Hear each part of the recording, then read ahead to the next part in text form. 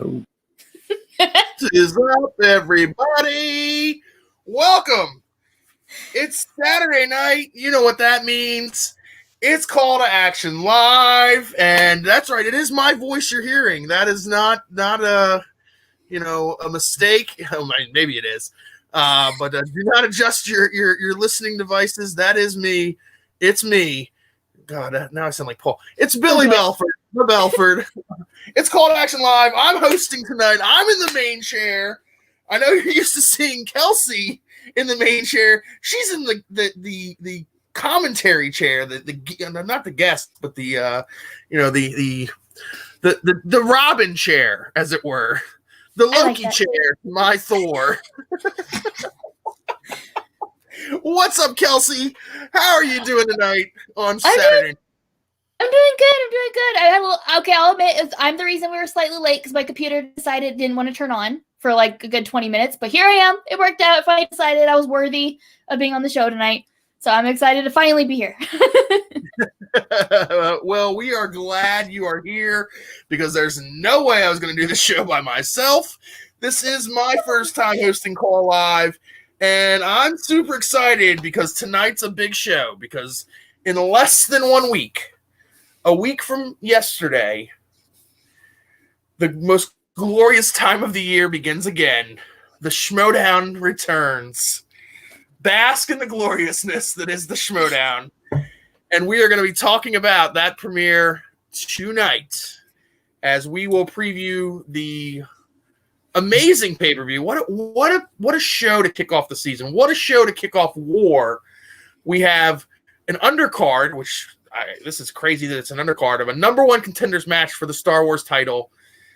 Laura Kelly versus Mollie Damon. And then we have the main event. The return of Knopic, the amazing Knopic, going up for the Innergeekdom title against the chosen one, Chandru Dhandapani. Yeah, Kelsey, are you excited for next Friday? I am super excited. You're right. The beginning of a new season is always exciting, but something about these matches is extra exciting. I mean, the return of Mara. I mean, that's probably to me like the headlining thing of the whole event is Mara's back. So I'm excited to see what happens. I think it's going to be a fantastic match, and I think it's going to set the tone for the season because to me, this looks like War straight off from the beginning. So I think we're going to get to see what we have in store for the rest of the season as well with that. Yeah, for sure. I mean, this is definitely an amazing way to kick off a season. The season kind of really starts with, this season free agency, but really the draft after last season and now this season. And, of course, Knopic is the number one draft pick overall of the whole draft, and she gets the IG title. But, she hasn't, been in the Schmoedown in a while. But we're going to get into that. We're going to break down both matches completely. But we're going to start with the undercard. And this is a very exciting match. It is Laura Kelly. What is Laura's Schmoedown nickname? Does she have a? It was Lights Out with Corruption, but things keep changing with that when people move around. So we'll see. We'll see if it's still that once it starts. Yeah, what should Laura Kelly's name be in Schmoedown? What should her name be? If she's not Lights Out Laura Kelly anymore. She's in S.W.A.G now, so I don't know. What's a S.W.A.G? What's a drip nickname for Laura Danielle's Kelly? the person to ask for the drip nicknames. She would have a great one, I'm telling you. Very true. She's on brand for the drip. I am not nearly cool enough to give anyone a drip cool. When you say drip, I think that someone has a cold and that their nose is running. Apparently, that's not the meaning of drip. If it's not, that's news to me. That's what I thought the whole time. That's what it was. I mean, cold season, it really sucks, but it's really like a big deal. So like S.W.A.G's a big deal. So I guess I don't know. That's all right. I mean, I think they're dripping in coolness. Like, it's like they're just so cool that it's like dripping off of them. Is that the drip? I don't know what the drip is. Drip drop. But yeah, it's going to be a good match, I think. Laura Kelly came on the scene a few years ago. She famously beat Andre Di Malanta to get a title shot against Alex Damon. Performed, I want to say, admirably. Like, it's always tough going up against, I'll say, any Damon, but especially Alex Damon. And then last season was kind of like, I feel like there were a lot of expectations for Laura Kelly last season, and you know, she was on the winning faction, but I don't know if she personally like lived up to the expectations with her season. What do you think, Kelsey? I love Laura. I loved her last year. I love her last season, and then this last season we just had. I think she's always been a very solid player, but I do feel the turning keel and going with Shan, things like that, lit like a fire under her, so she was even more of a strong, interesting, fun competitor to watch this last season. I think she's, even if she changes character a little bit, fit with swag, if she doesn't, whatever, I think she is just going to get better and better every time we see her.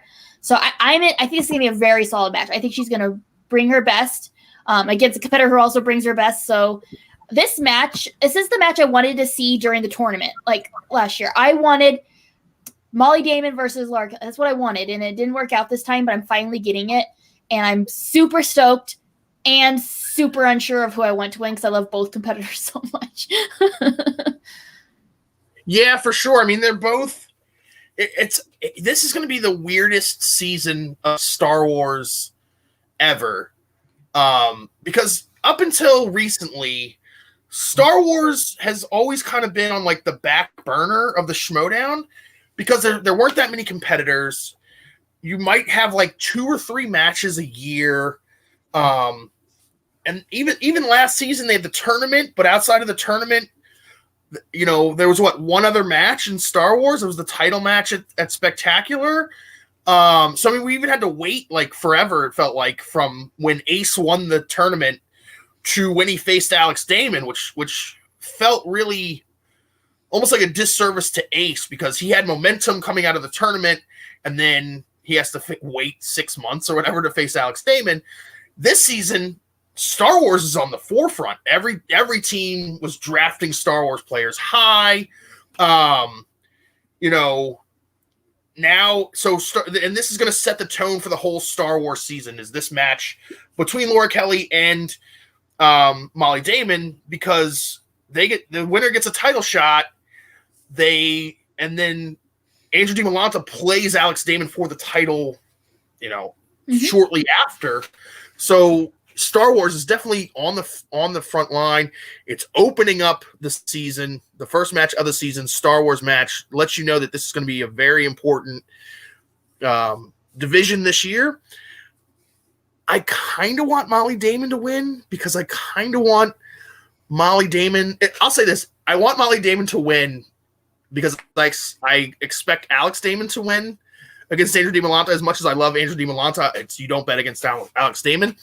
And I would love to see Mollie Damon versus Alex Damon.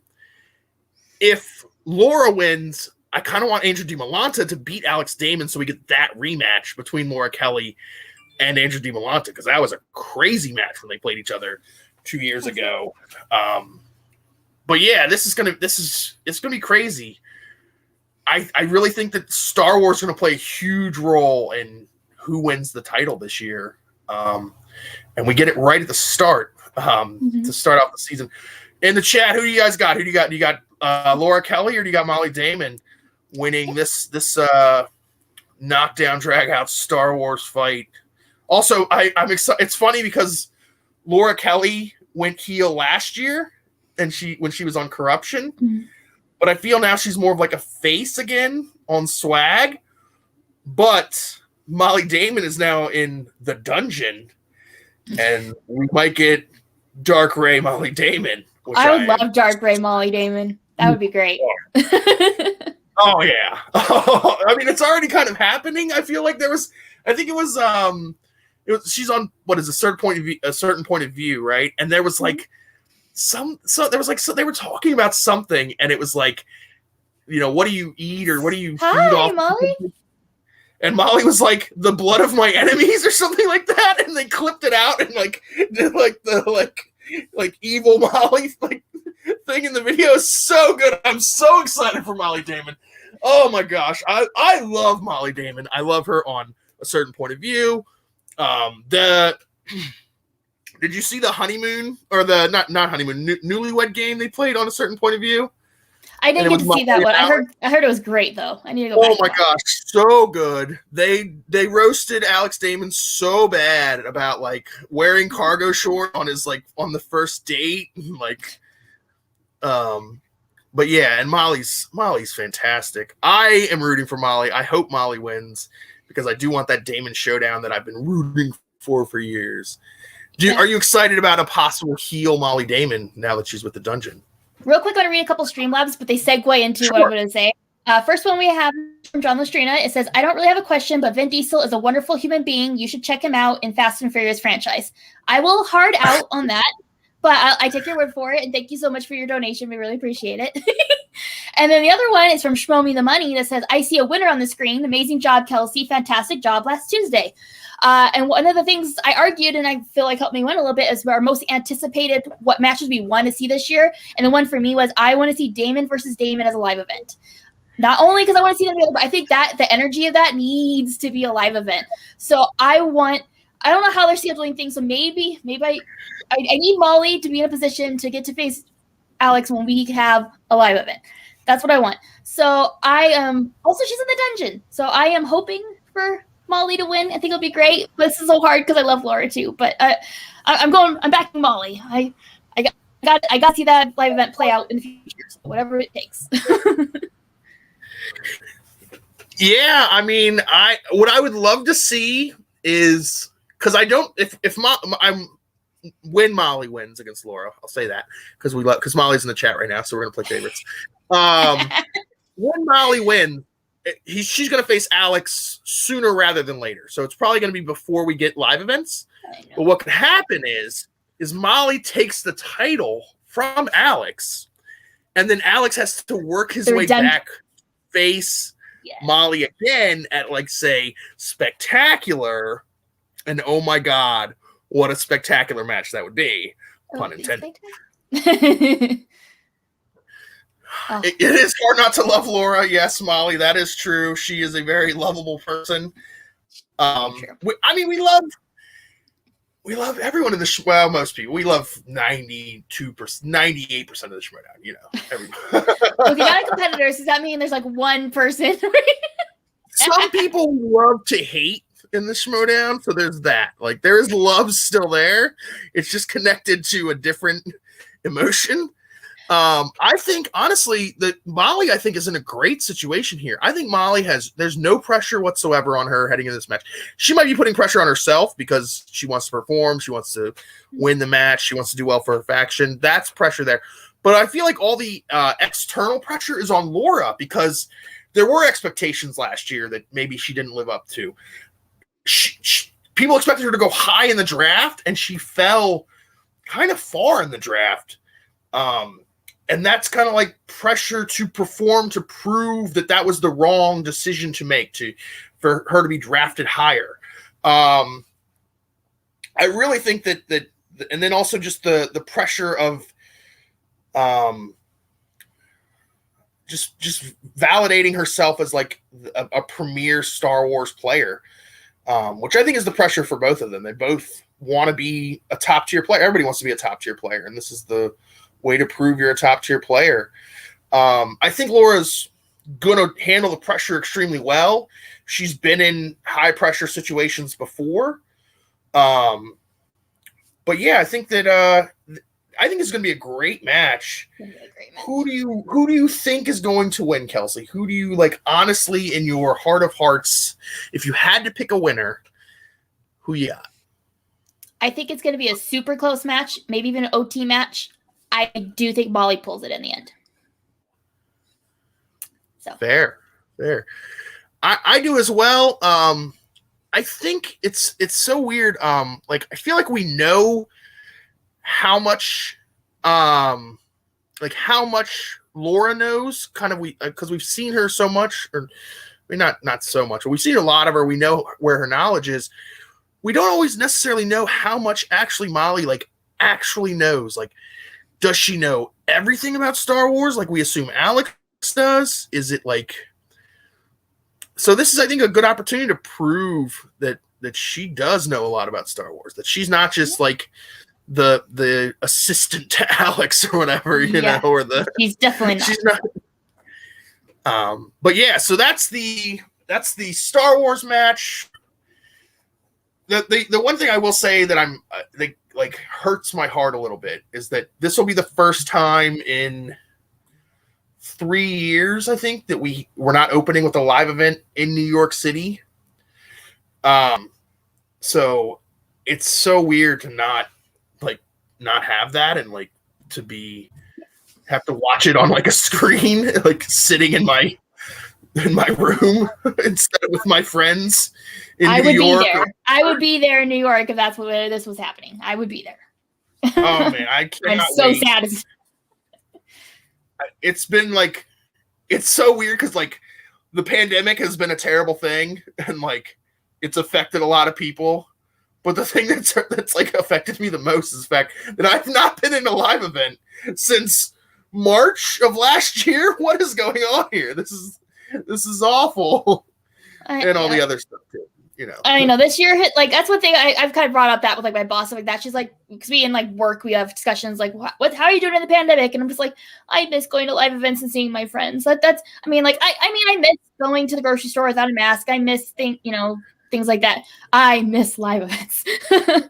That's the one that's personally bothering me when it comes to like how to be safe during the pandemic, is that. So yeah, because everything else with the pandemic I've kind of been able to like adjust to, like going to the grocery store with a mask, or like, you know, not being able to do X, Y, or Z. And the two things that have affected me the most in the pandemic are not being able to go to Schmoedown live events and not being able to go to a movie theater. Like those are the two things. Because I'm not a drinker, so I don't go to bars. I'm an introvert, so I don't really socialize. I only socialize at Schmoedown live events. Then I get like 2 months to prepare for the next one and like recover from it. But yeah, I honestly, though, I think that once like the first live event back is going to be insane, because everyone is going to be releasing like a year plus long frustration of like not being able to go to a live event. So I'm super excited for wherever and whenever. It could be on the moon and I would be at it. I had figured it out. I don't care. Like if they do their first international one, I'll be there. I'd sell a kidney or one of Kelsey's children. I don't know. I don't have many of my own, so. So I'm gonna sell mine. I'll hide them. Good luck. Getting back to the pay-per-view, so that's the undercard. Again, shocking that's an undercard. That's a main event match if I've ever heard one. The next match, the main event of the evening, is, as we said, the illustrious return of the amazing Mara Knopic as she finally cashes in the title shot that she had from, I mean, when her last match, I just pulled it up, was December 21st of 2018. So we're talking 2018 is when this title shot is from. And she finally will get her chance to find redemption, or I don't know if it's redemption or not, but it's being back in the Schmoedown ring finally. And she goes up against Chandru.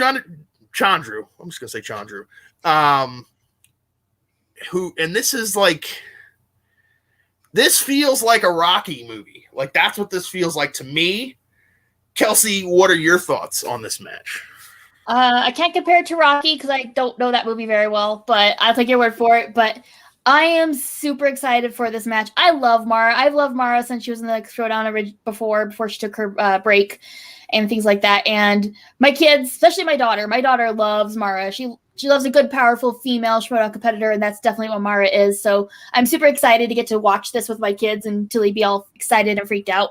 So that'll be fun. But it's been a long time coming, and it's been rough without her being there because she is such a strong competitor, such an awesome personality. Her in cutscenes, hiding in random closets and things like that is the highlight of any cutscene that she's in.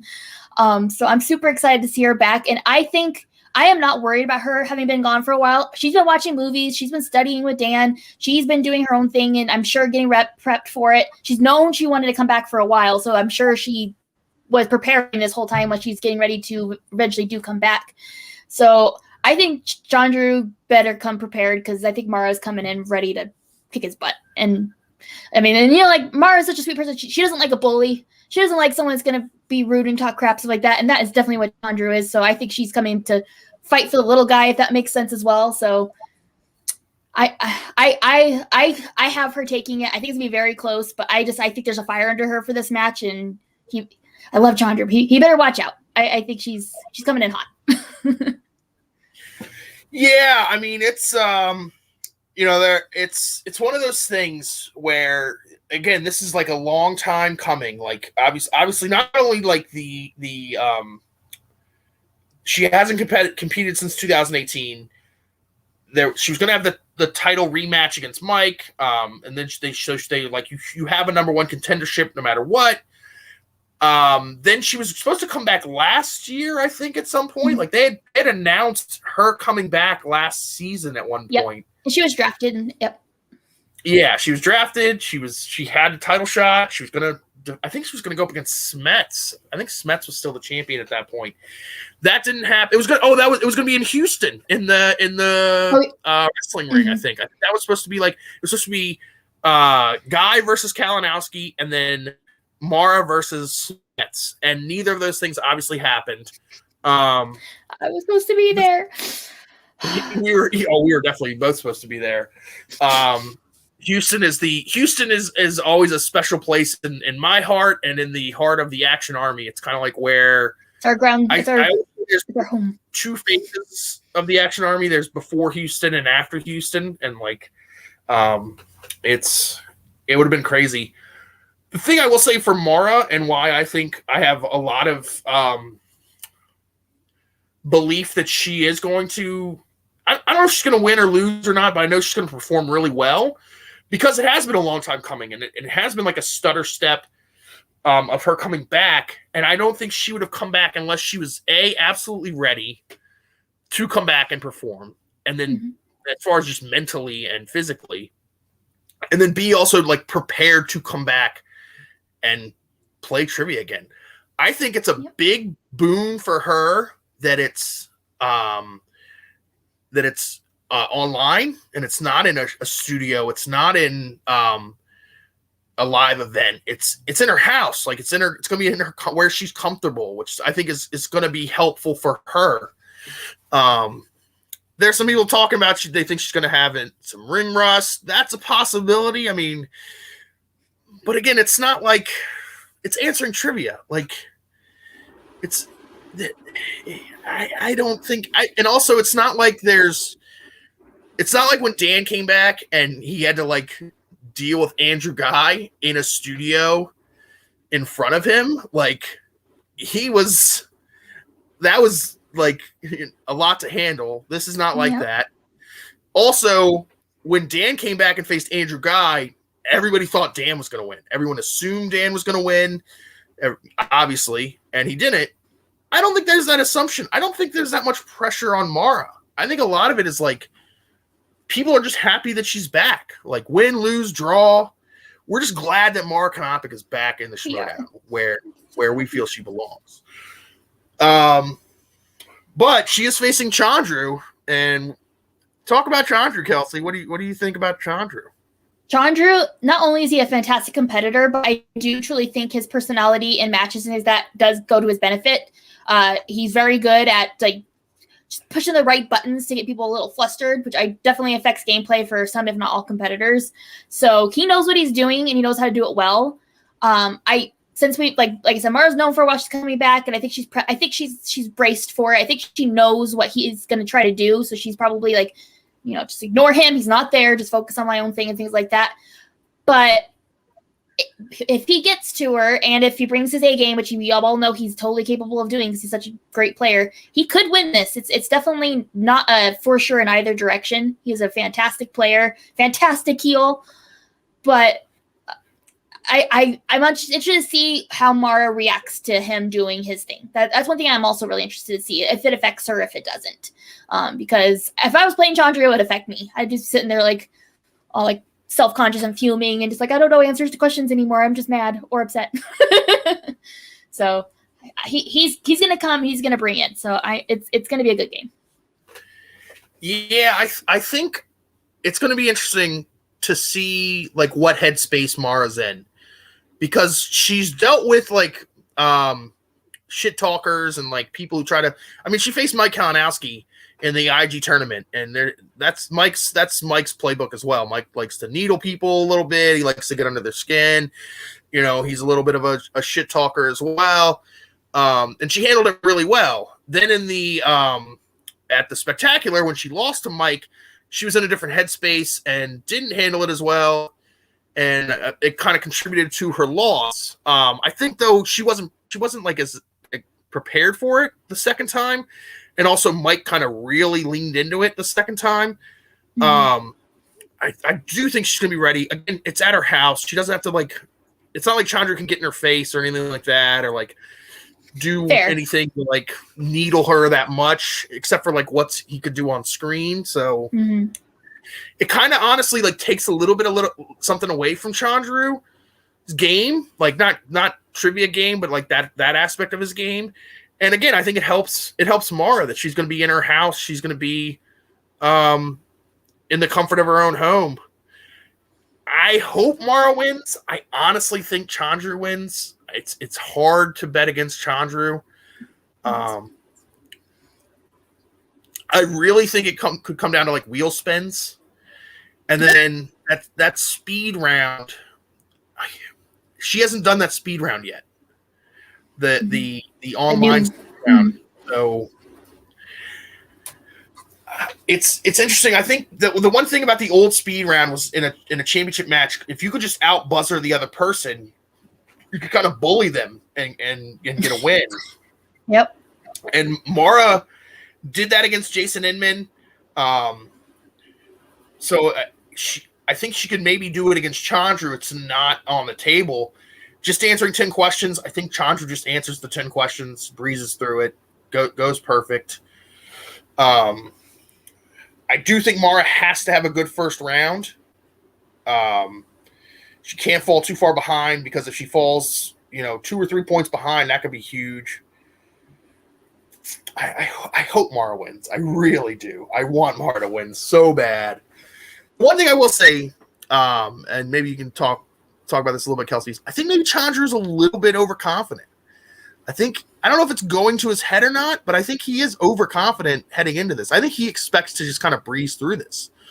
What do you think about that for Chandru? Definitely the attitude and personality he's been putting forward lately, leading up to this match, does make me feel like that. You never know what he feels down deep in his soul, stuff like that. I'm sure he's watched Mara's whole career like that and knows what she can bring. And if you don't have a little bit of, concern and paranoia, then like I don't feel like you're coming up against Mara the way you should, because you need to be in that mindset that you need to work hard and kick some butt, try to beat Mara. I think he's got that. I think he has that in him, where he's very confident. He's very ready to go, but I think he has that niggling feeling like, I need to make sure I'm ready for this, because if you just have to be against Mara. Speaking of who we think might win, I don't know if this is my dungeon glasses on, giving me rose-colored lenses, but I just see Mara winning. I don't really know why. Maybe it's just my gut telling me that, but I do see Mara pulling it. But I think it's going to be a tight match. I think it honestly could be one of those back and forth, slightly by points kind of matches, where you think one might win and then the other does. But it's going to be a good match no matter what. No matter what happens, it's going to be a good match. Yeah, 100%. I think because again, like Mara's kind of like been out of sight, out of mind. So people, I feel like, have like this weird view of her, like and also like the last time we saw her was her losing to Mike, and she really didn't play very well in that match. But I mean, she beat Mike Kalinowski in the tournament. She beat Rachel Cushing in that tournament, in that crazy, wild car crash of a match where they were both like visibly ill and like neither one of them should have been competing, and she managed to pull that out. So I mean, she has the wins on her resume. She has the resume that she can beat anybody. And granted, Chandru has a quality resume as well. But I mean, he has one really good win against Smets, and then some kind of like, okay, you won kind of wins. Like he did what he needed to do. He beat Brandon Hanna twice. He beat Chance at Spectacular last year, but none of those were necessarily like really big wins. And he lost to Smets in a match as well. So I hope Mara wins, but again, let's talk a little bit maybe about how these matches are going to affect the race for the title. It's not too early to already talk title race, especially because the both matches have S.W.A.G players in it. So this is a big opportunity for S.W.A.G to strut their stuff, as it were, to put the best foot forward. What do you think about the implications of the title race, Kelsey? That's what's really interesting about this match is it's S.W.A.G versus Dungeon. Like that's what this whole thing is. And so if one faction does really good and the other one doesn't, or if it's split 50-50, it could really set the tone for that faction for the rest of the year. So like, let's say, S.W.A.G wins both matches. I mean, and depending on how they win, like might affect even more the Dungeon or vice versa, things like that. So I think it's a big deal. It could be very beneficial to one faction to do very well during these matches, and it could also be very detrimental to the other. So I think Famous One also I'm rooting for the Dungeon's my faction this year. I'm super excited about the Dungeon. So I think they lose both of them. It's not a good start. If that makes sense. Yeah, for sure. You don't want to be 0-2 to start the season. That's never a good idea. Also, I think it's two factions that really have something to prove this season, because obviously the Dungeon was in dead last season, so they have a ton to prove. And then S.W.A.G at one point looked like they were going to be maybe the team to beat in the title race, and then just kind of completely faded at the end. So I think they both want to get off to a good start. Jake, you're not wrong, Jake. That is it is quite sickening. Kelsey's love for Bateman. He is my favorite Schmoedown competitor. So, and he went to my favorite faction. So it's this year's set up for me to be very happy with the Dungeon. So it's fine. I mean, I think we found out this is the Den podcast when we had who did we have on that it became a Den podcast? I don't know where my head's at. But yeah, it's I didn't even realize that both Mollie and Mara are in the Dungeon. Yeah, it's huge. And with the new point system, you get more points for title matches. Do you get more points for? I can't remember. Do you get more points for number one contender matches too? I honestly have. I just listen to their points. I'm like, okay, how many they get? I don't understand the point system at all. So, but also you lose points. I think if you get TKO'd this season. So like, yes, like I was saying, this could be really bad for one faction if things go really not their way. That's not a good play to start. So I hope neither faction, no matter who it is, has to be in that situation where they lose both matches by a lot or things like that. So. I don't think it's going to happen. I don't think it's going to be a TKO or definitely not a KO in either one. I don't think so either. It's weird. Like the only one I could see like the slimmest possibility is maybe Chandru like TKOs Mara, but that's just because we haven't seen her in 2 years. Like, but again, she's getting trained by Dan Merle. Like, nobody can take TKO's Dan Merle except for Andrew Guy.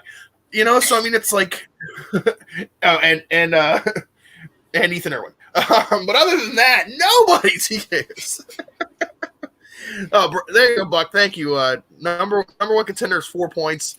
Title win is 7, +1 for defense and +1 for TKO. So yeah, in theory, If Chandru TKOs her, they could get 9 points from that match alone.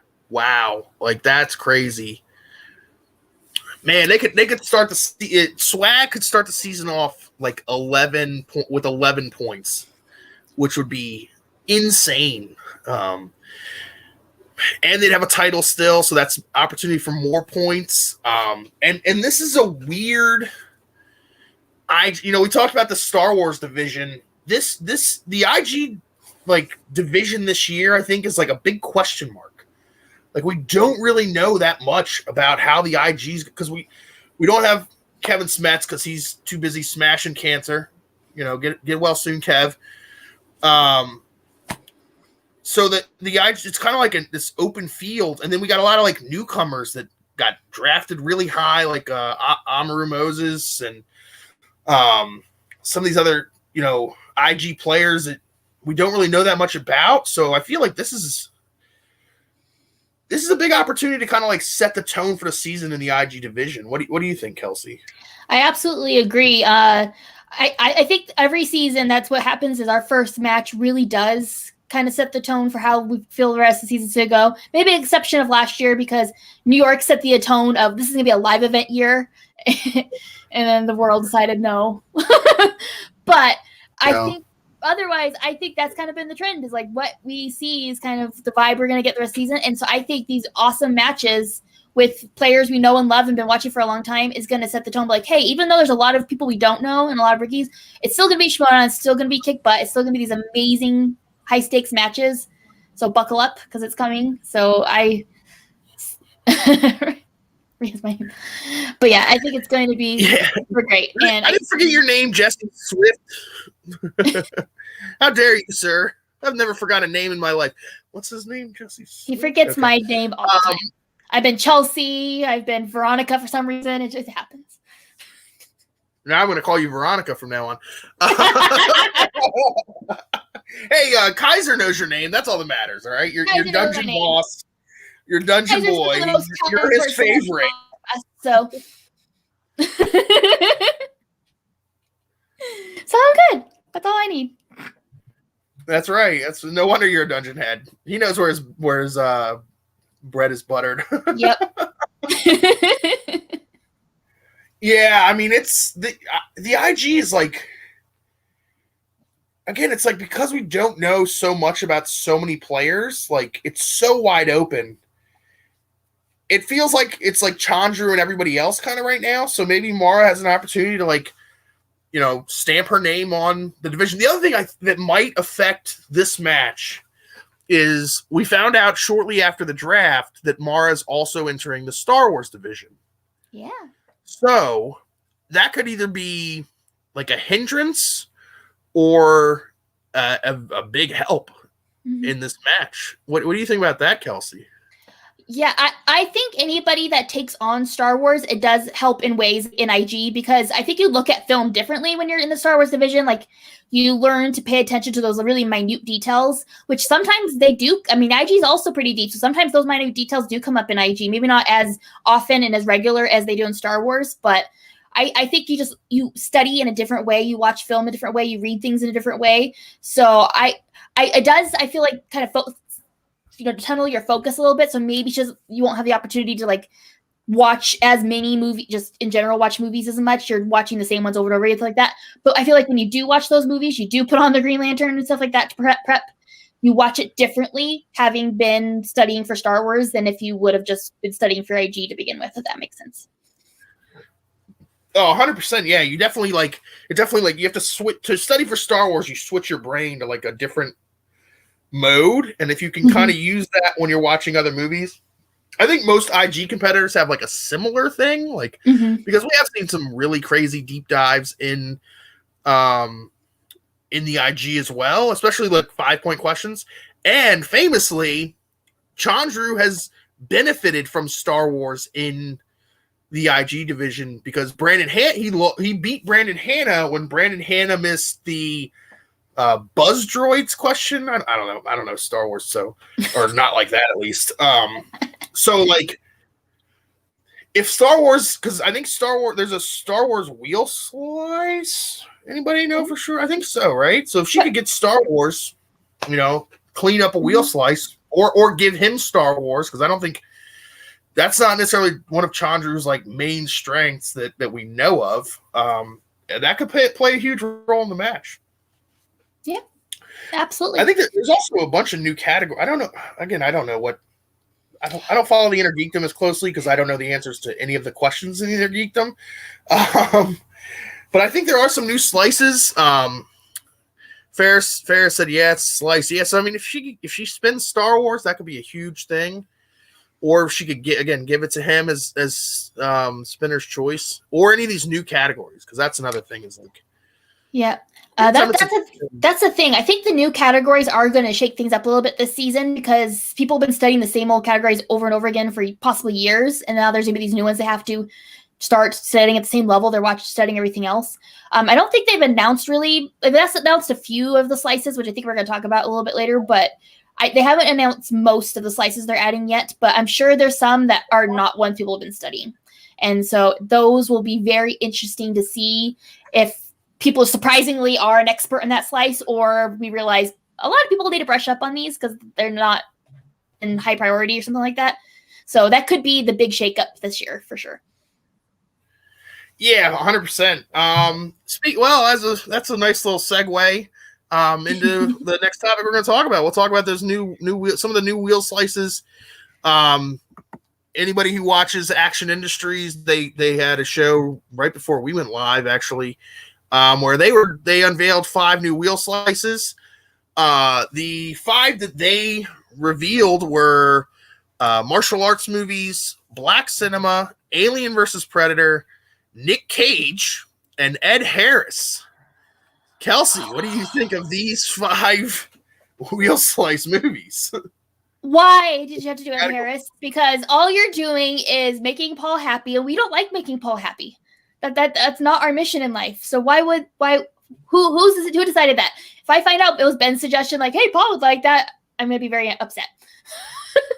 But other than Ed Harris being added, I'm very interested in what some of these slices will entail and like what they'll include. Like martial arts movies, there's a lot of movies that have martial arts in them that I wouldn't necessarily call a martial arts movie. So like what's their defining factor going to be that makes it, I'm sure it's going to be listed very specifically, like this is what we're looking for, blah, blah, blah. I just don't know what that is. So I'm interested to see what that's going to be.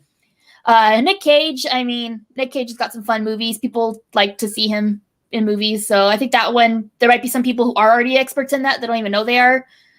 So they could do well. Black cinema is one I'm very interested to see. I think it's amazing and great that they added it. I am very interested to see what the specifications are going to be for that slice. Like what they officially will have be considered black cinema. So that will be great to be added. And I'm excited because that's going to get some people to study for that maybe wouldn't have normally. So watch new movies you won't normally watch because they're awesome. And that's great. Watch those movies. And then Alien and Predator. I like Alien. I'm not as fond of Predator, but I'm excited to see people do well in that one because I like the Alien franchise. Yeah, it's really interesting. It's funny because like Nick Cage has such a weird filmography. Like there's kind of like his earlier work, like pre-2000, is like really good stuff that I would love to watch all those movies. And there's like some post-2000 stuff that I'm like, wow, this is not great. And also there's a lot of like straight to DVD, like, or straight to VOD type stuff. And it's like, he's going to have a weird, I feel like they're going to have to define what's on the wheel slice for him, because there are movies that like, did this get a theatrical release somewhere? Like, was it like 2 theaters in LA and now it's on the wheel, or like whatnot? Like, Ed Harris, we won't even talk about. I refuse. I'm boycotting that wheel category. Paul's trash. They're just enabling him. Thank you. Like, stop enabling PLD. This should be a mantra to the Schmoedown. Stop enabling. 100%. This is Paul. Paul got in Bateman's ear and was like, Paul, Ben, put that Harris on the wheel. Oh, just in Harris. It's already. I have to deal with Paul talking about it all the time. Then we had to deal with that abomination of a shirt that he wore during our acceptance speech for our in case y'all are wondering, we are a 2-time award-winning podcast / media / Schmoedown awesomeness. I'm a 2-time award-winning journalist now, just so you know. 2-time award-winning journalist. I'm putting that on my resume. It's on my I'm getting business cards made. But Paul, with that horrible, Paul's never allowed to do an acceptance speech ever again. Oh no! Oh, there you go. That's an Ed Harris movie I would watch. My eyes. That should be the wheel slice. You know how they have the pictures on the wheel slice? That should be the picture for that Harris wheel slice. That should be the picture on the wheel slice. Somebody submit that to Christian. Email it to him. Like, hey. On the wheel slice. The Ed Harris t-shirt. Oh God! Please don't enable. Don't make it worse for us. But now we can move on from that abomination that is Paul's love of Ed Harris. As you said, the first 2 categories, it's going to be interesting to see like how they define those categories. Because like you said, martial arts movies, it's like how much martial arts do they have to do for it to be considered a martial arts movie? Like, and like black cinema, like, is it movies that were directed by black directors? Does a certain percentage of is it like if there's a black person in the movie on the IMDb page, does that count? Like, I hope not. I hope there's a big discussion throughout the community and things like that. Be like, this is what the collective feels is black cinema, and that's what's done. Because I mean, there's some amazing voices in the Schmoedown community that I'm sure have very accurate, strong opinions on. So I'm sure there's been lots of discussions, and I think we'll all agree when it's announced, like what is the defining factor. We'll be like, absolutely, that makes sense. But just right now, just seeing like, it's like I don't know what the definition is, and I don't know what's going to qualify. So I'm super interested to find out. Yeah, the category that really interests me is Alien and Predator. Not because I like the Alien and Predator movies. I like 3 of them. It's a category. Any category that has a finite amount of information in it is always an interesting category, because there are going to be people like, say, a Ben Bateman, who is just going to master the Alien and Predator movies. Like, he's going to watch all of them. He's going to learn everything there is to know about them. He's going to be the Alex Damon of the Alien and Predator movies. And then he's going to put it on the wheel and hopefully spin it and try to like win through that. Like, it's a Bateman type of thing to do. It is a Bateman thing to do. Mm-hmm. It also kind of gladdens my heart that people are going to have to watch those terrible movies that are not the good ones. The good ones are no one has a problem watching. Like the AVP, like the 5th installment in the AVP series or whatever it is, however many there are, like where they just got terrible. They're just terrible movies that now people are going to have to watch. Yeah. Which I enjoy thoroughly. Glad I like having to watch any Cage movie after 2000. Except for the one that Color Out of Space that Brendan Meyer was in. That one's probably good. I would be very good at that slice. I would be very good. You have to, it's not just going to be Tom Hiddleston questions, though. You have to answer stuff about other people that are in those movies, too. But I watch those movies a lot. So the only one I haven't seen that I know of is his I Saw the Light, but it's on the watch list. I just need to watch that one. But we did get some Streamlabs super chats in real quick. We got one Streamlabs from Ferris that says, hello. So, hello, Ferris. Thank you. Thanks for the donation. And then Danny Cost we have says all house party movies. All the house party movies. Oh my gosh, the house party movies. I forgot about the house party movies. Have you seen the house party movies, Kelsey? I have not. Do I need to? They are, the first one is like a fun kind of movie that should have just been it. Like, they should not have made the other, I think there's 4 of them at least. It's Kid and Play from the late 80s, early 90s. They were a rap duo that kind of got their own movie franchise for who knows why. Oh man, the first one's fun. The first one's like it's not a good movie, but it's like a fun movie, you know? Mm-hmm. I like fun And then movies. it just went downhill from there, where like the fun kind of went out of it. That happens with a lot of franchises. They're like, they get a great movie that's fun and everyone likes it, and they're like, let's make some more of these, but the heart isn't there the way it was, or something like that, and then it's unfortunate. But I'll check those movies out. I haven't seen them, so. It's one of those things, I think, where like somebody makes a movie and they like kind of like do it themselves almost, or they have an idea for a movie, they make that movie, and then like the studio's like, that made us money, so here's more money, go make us more movies like that. And they're like, well, I don't have any other ideas. Like, what? I'll just remake that and it'll be worse, but it'll work. Any other super chats or Streamlabs? Nope, that's it for now. Alrighty.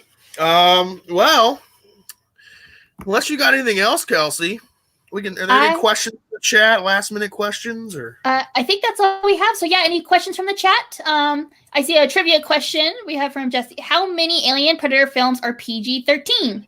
I have no idea. I'm gonna guess 2. I don't have anything to base that off of. I just guessed 2. Well, it's a weird thing.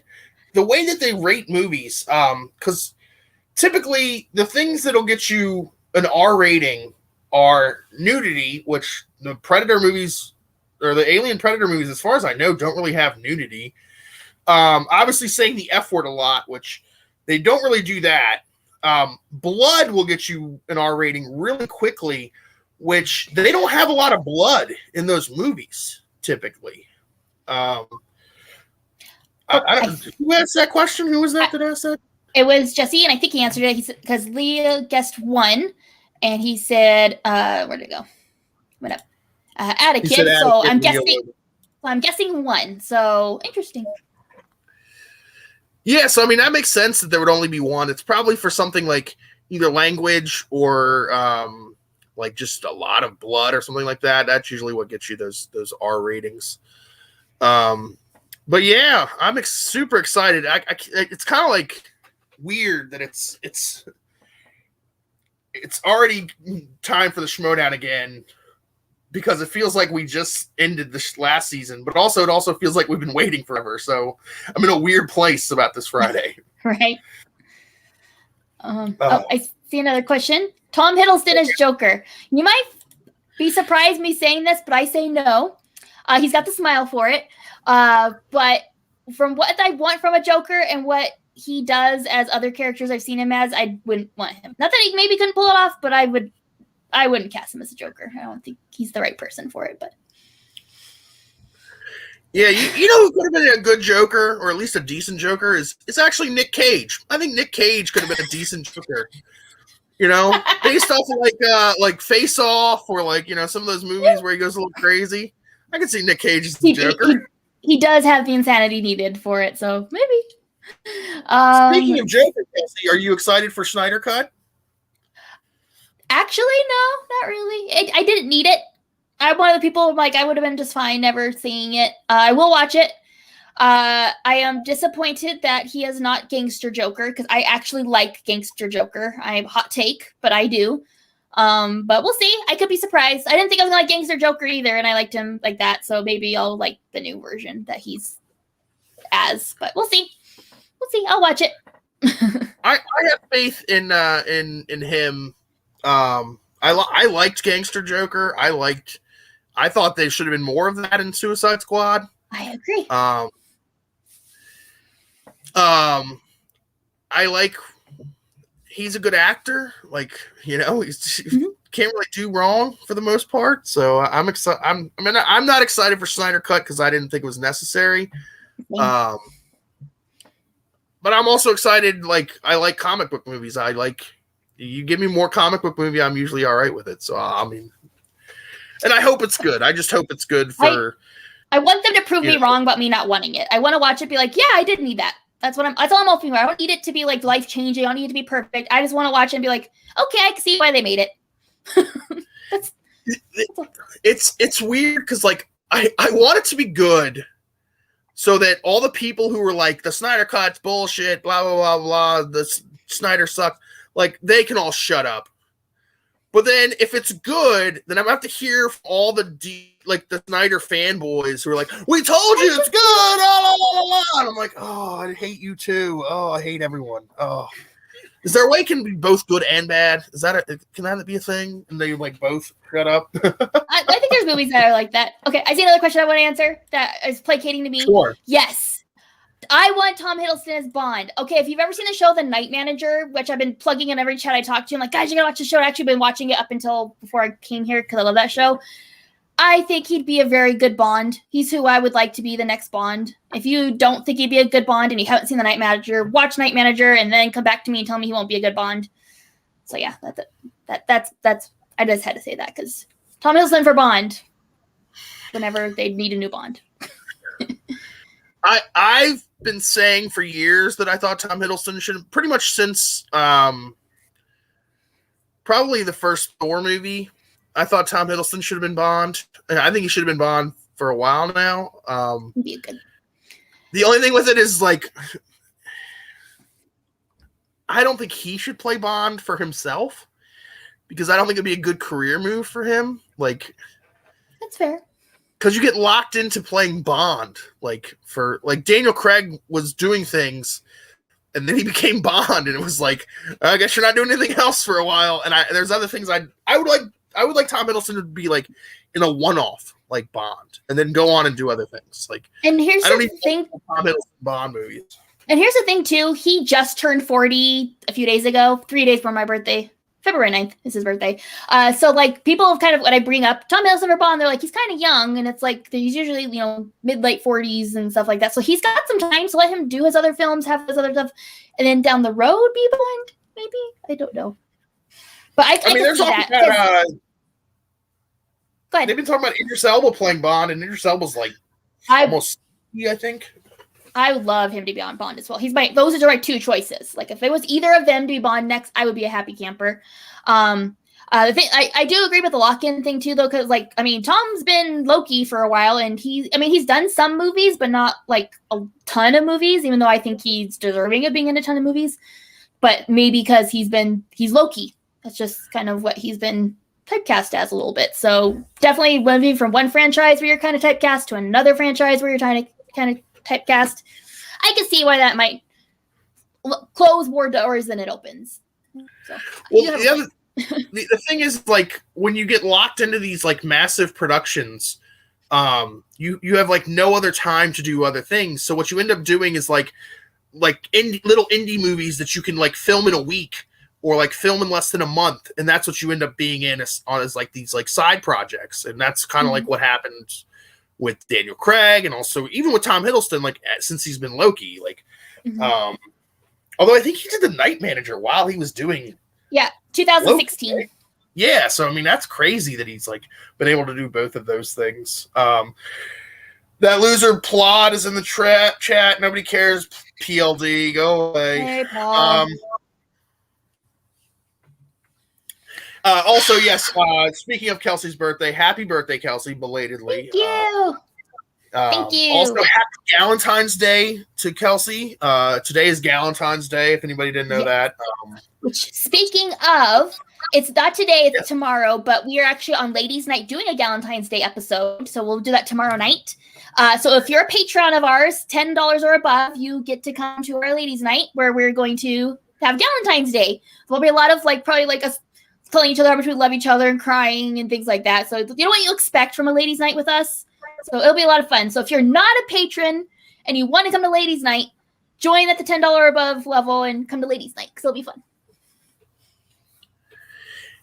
So you're having Galentine's Day on Valentine's Day. I love it. Yes. Who cares about Valentine's Day? Who cares about Valentine's Day? Other than Alex, me and Daniel are very single, and so we get to Valentine's Day any day we want. So we're doing it tomorrow. Whoa! You don't have to be. That's true. Yeah, I was gonna say you don't have to be single to love Galentine's Day, but I guess you're saying that if you're not single, then you love Valentine's Day. Who cares about Valentine's Day? Is a dumb holiday anyway. Be romantic all year round, people. Yes. Don't wait till February 14th to be romantic. Valentine's Day is a trap from Hallmark to sell cards and Russell Stovers to sell candy. All right, Buy chocolates and candy and flowers for your loved ones all year round. Don't do it on Valentine's Day. But that being said, I think we're gonna wrap up. We hit an hour. That's not bad. You know, we do this with a shorter one. Guys. Yeah. Me and Kelsey get in and we get out. We get shit also, done. That's right. Don't mess around. Also, Paul's not here to Paul's not here to. It's always Paul's fault. He just takes over the conversation, goes on and on about nonsense for a good 20, 30 minutes every episode. So look how efficient we are without him. That's right. Ferris is in the chat. Everybody go over to when we're done, all right. Go over to Let's Get Ready podcast on YouTube and subscribe to their channel, people. All right. They need to get up to like 1,000 subscribers so they can, be at 1,000 subscribers. I don't know what you get for that, but subscribe to them, guys. Kelsey, where can the fine folks find you? All right, you can find me at KelseyKins90 on Twitter and Instagram. You can find me at Miss Quinkins on Instagram. That's my cosplay page. I have some ideas for some projects I want to work on, so there might be new posts on there, hopefully soon. Well, hopefully. And then Twitch. I want to start doing watch-alongs. I do the watch party thing where we can watch a movie together. I did that for Suicide Squad on the anniversary, and it was a lot of fun. So I might be doing that, starting with probably the first Avengers movie, because why not? So if that sounds like something you'd be into, follow me at KelseyKinsGamer on Twitch, and I will keep you posted on social media when I actually get around to doing that. So it'll be fun. Awesome. Well, you guys can find me as it's scrolling down below us at Mr. Billy Belford on Twitter. You can also find me here at the Call to Action podcast. I will be on Call Live more often, maybe as the host. I don't know. You can also find me starting this Monday. I will be hosting Let's Turn It Up to 11. I almost said Let's Get Ready, and I'm like, that's not even my podcast. I'm not even on that channel. Damn it, Ferris. Paul's betrayed us now. Billy's betraying us. Everyone's moving over to Let's Get Ready, and they're just going to leave us. I am not betraying anyone. I will be here on Monday for Turn to 11. It's the premiere. We were supposed to have it last weekend, but some shit went down in my life. It's the whole thing. But our debut episode will be the 11 greatest moments in Schmoedown history. Also, I will be hosting Schmoebates this week. That's a weird thing that I'm saying that. But yeah, I will be hosting Schmoebates. I don't know what exactly we're going to be doing yet, but I will be hosting it. So I can talk louder than other people. So that's why I'm the good host of Schmoebates. Everybody shut up. Your time is up. Yeah, exactly. Go full Belford on them. Take over their time. Just go full Belford on them. I will mute people left and right. I don't care. Also, follow Jake Iacovetta on Twitter. I'm not even going to try to spell that. He's been handling stuff behind the scenes tonight, doing an excellent job as always. Send that man some love. Send that man some virtual hugs. Hug him in person if you see him. Only after COVID, though. Yeah, after COVID. Just tackle him COVID jams. That's going to wrap things up for us tonight. Thanks for joining us, everybody. We'll be back again next Saturday for more Call to Action Live. Yep. Take care. Bye-bye.